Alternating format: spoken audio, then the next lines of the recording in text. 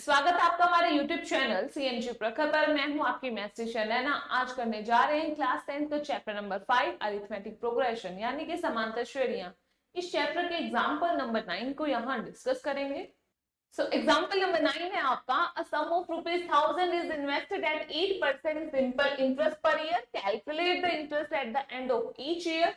Do these interest form an AP? If so, find the interest at the end of 30 years. Hindi में बात करें तो 1000 रुपए की धनराशि आप 8% वार्षिक साधारण ब्याज पर इन्वेस्ट कर रहे हैं, निवेश कर रहे हैं। प्रत्येक वर्ष के अंत में कितना ब्याज हो जाएगा आपको वो निकालना है, और अगर ये ब्याज एपी बना रहा है तो आपको 30 वर्षों के अंत में टोटल कितना ब्याज होगा वो बताना है। सो यहाँ पर बेसिकली बात हो रही है कि आपके पास 1000 रुपए थे, आपने वो इन्वेस्ट किए किस रेट पर? 8% सिंपल इंटरेस्ट पर इन्वेस्ट किए। तो हर साल के एंड में टोटल कितना इंटरेस्ट हो रहा है आपको वो कैलकुलेट करना है। अब यहाँ पर एक सिंपल इंटरेस्ट का फॉर्मूला यूज होगा, वो फॉर्मूला होता है सिंपल इंटरेस्ट SI, यानी कि ये फॉर्मूला होगा P into R into T divided by 100। अब यहाँ पर P होता है प्रिंसिपल अमाउंट, जितना अमाउंट आप इन्वेस्ट कर रहे हैं, प्रिंसिपल अमाउंट। R डिनोट करता है रेट ऑफ इंटरेस्ट।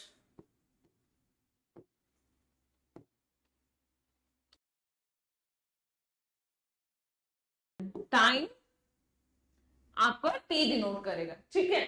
तो ये तीनों चीजें पता चल गई। अब यहां पर हमारे P की वैल्यू क्या है? P हमारे को गिवन है 1000 रुपीज, स्टार्टिंग में वो 1000 इन्वेस्ट कर रहे हैं तो 1000 हो जाएगा। R रेट ऑफ इंटरेस्ट कितना है? 8%। तो यहाँ पे बेसिकली R की वैल्यू आप 8 लेकर चलोगे। T आपका क्या होगा? T वेरी करेगा 1 2 3 4 एंड सो ऑन, क्योंकि यहाँ पर आप क्या कैलकुलेट करो, हर साल के एंड में, मतलब पहले साल में एंड में कितना इंटरेस्ट हुआ, फिर 2 सालों के एंड में कितना इंटरेस्ट हुआ, फिर 3 साल के एंड में कितना इंटरेस्ट हुआ। तो इसके अकॉर्डिंग आपकी क्या हो रही है, जो टाइमिंग है T है वो वेरी कर रहा है 1 2 3 4 5 6। तो ऐसे आपका टाइम वेरी करेगा, बाकी जो P एंड R है वो फिक्स रहेगी पूरी वैल्यू। तो यहां पर अब हम क्या करेंगे, सबसे पहले टर्म्स फाइंड करेंगे।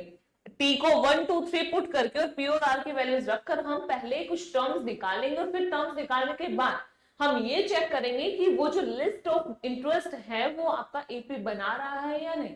और एपी कैसे चेक करते हैं? डिफरेंस के थ्रू। हम डिफरेंस निकालेंगे दो टर्म्स का, 2 3 4 आगे वाले टर्म्स का, और अगर डिफरेंस सेम आ रहा है तो वो डेफिनेटली एपी बनाएगा। और एपी बना रहा है तो हमें 30th जो 30 साल का इंटरेस्ट है वो हमें यहाँ पे कैलकुलेट करना है। तो अब स्टार्ट करते हैं कैलकुलेशन इस क्वेश्चन की। तो सबसे पहले वैल्यूज पुट करते हैं। So the interest at the end of first year, ये कितना हो जाएगा? P आपका है 1000 इंटू 8 इंटू टी की वैल्यू 1 डिवाइडेड बाय 100। तो 2 0 से 2 0 कट गई, 8 इंटू 10 80 हो जाएगा। तो ₹80 आपका इंटरेस्ट बन रहा है फर्स्ट ईयर के एंड में। अब similarly the interest at the end of second year, second year के एंड में कितना इंटरेस्ट हो जाएगा? अब इस केस में T2 हो जाएगा। 1000 इंटू 8 ये फिक्स वैल्यू है आपकी, T हो जाएगा 2 डिवाइडेड बाय 100। सो अब 2 0 से 2 0 कट गई, 8 2 16 16 इंटू 10 160। सो ₹160 हो जाएगी यहाँ वैल्यू। सिमिलरली हम थर्ड ईयर के एंड में भी निकालेंगे, third year eight the end of third year. तो यहाँ पर अगेन 1000 इंटू 8 इंटू 3 हो जाएगा डिवाइडेड बाय 100। तो यहाँ पर 2 0 से 2 0 कट गई, 8 3 24 24 into 10 240। So ₹240 eight the end of third year. Cut. So ₹240 eight the end of third year. Sir ये आपके इंटरेस्ट है, आप आगे भी वैल्यूज निकाल सकते हैं, बट हमारे को जो चाहिए वैल्यूज उसके अकॉर्डिंग हम 3 टर्म्स तक निकालेंगे तो वो उतना इनफ है। अब हम चेक करेंगे कि क्या ये जो लिस्ट ऑफ इंटरेस्ट है वो एपी फॉर्म कर रहे हैं या नहीं। तो सबसे पहले हम जो वैल्यूज आई है उन्हें एक लिस्ट में लिख लेते हैं। तो यहां हम लिखेंगे, so the interest at the end of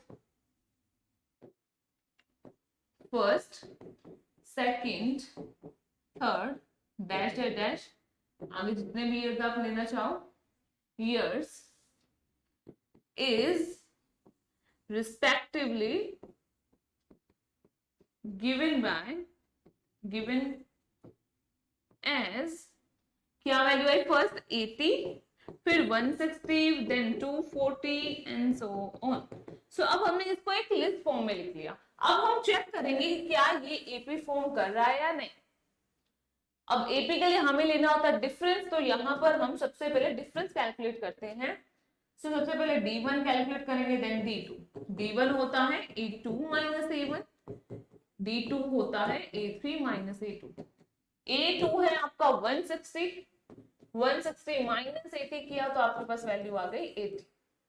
फिर A3 माइनस A2 किया, 240 माइनस 160, तो इसकी भी वैल्यू 80 आ गई। सो बेसिकली क्या हो रहा है, D1 D2, इसके आगे अगर आप D3 भी निकालेंगे तो वो भी 80 ही आएगा। तो फाइनली हमारा डिफरेंस सेम आ रहा है, तो डेफिनेटली ये जो लिस्ट ऑफ इंटरेस्ट है वो एपी फॉर्म कर रहा है। तो हम यहाँ पर लिख देंगे since D1 is equals to D2 is equals to D3 is equals to so on. So therefore, the given list of interest form an AP. तो डेफिनेटली ये एक एपी है। अब हमारे को ये तो पता चला कि एपी, उसके बाद क्या बोला था, अगर ये एपी है तो फाइंड करना था interest at the end of 30 years. So यहाँ पर अब हमें क्या करना है, 30 इयर्स, 30 साल तक आपका इंटरेस्ट कितना हो रहा है वो आपको कैलकुलेट करना है। तो हमें यहाँ पर बेसिकली फाइंड करना है A30। तो यहाँ A30 का कैसे होगा फॉर्मूला, A प्लस 29D, क्योंकि यहाँ पर D के मल्टीप्लीकेशन में क्या होता है, n माइनस 1, n है 30, n हमारा यहाँ पे 30 होगा। सो 30 माइनस 1 करेंगे हम तो 29 हो जाएगा। तो मैंने यहाँ पे डायरेक्टली 29D लिख दिया। अब वैल्यूज पुट करते हैं, A आपका कितना है 80 प्लस 29 इंटू 80, ये वैल्यू हो जाएगी। अब हम 29 को जब 80 से मल्टीप्लाई करेंगे तो क्या वैल्यू आएगी, वो भी देख लेते हैं। यहाँ पर 80 प्लस 2320, तो ये आपकी 2320 यहाँ पे वैल्यू है। जब इनको मल्टीप्लाई कर रहे हैं, अब जब इन दोनों को प्लस करेंगे तो वैल्यू आ जाएगी 2400। सो बेसिकली आपको जो चाहिए था, A30 की वैल्यू तो चाहिए थी, तो आपकी आ रही है 2400 रुपीज। सो हम लिख देंगे, यहां कंफ्यूजन लिख देते हैं आप। So the interest at the end of 30 years will be ₹2400। तो ये आपका फाइनल सोल्यूशन हो गया इस एग्जाम्पल का। सो आई होप आपको ये एग्जाम्पल अच्छे से समझ आ गया है। अगर आपको हमारी ये वीडियो पसंद आई है तो इसे लाइक एंड शेयर कीजिए, चैनल को सब्सक्राइब कीजिए और ऐसे ही इंटरेस्टिंग वीडियोस के अपडेट के लिए बेल आइकन जरूर प्रेस कीजिए। मिलते हैं अपने नेक्स्ट वीडियो में। Thank you.